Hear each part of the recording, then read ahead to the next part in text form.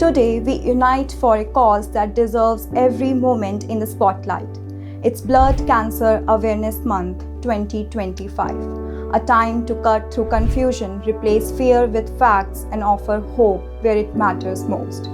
Every September, global communities shine a light on blood cancers. The goal is simple but powerful. Raise awareness, encourage early diagnosis, support research, and reassure those affected that they are not alone. Now let's clear the air with some common myths. Blood cancer is not contagious. It comes from cell mutations, not infections.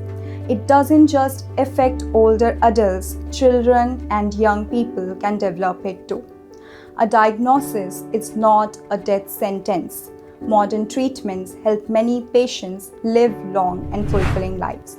And finally, not all blood cancers are the same.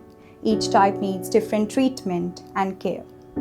Early signs often mimic everyday illnesses, but knowing them can save lives. Watch for painless, persistent swollen lymph nodes, night sweats or unexplained fevers, unexplained weight loss or appetite loss, persistent fatigue, shortness of breath or unusual bruising, frequent infections or bone pain without injury, itchy skin or fullness in the abdomen.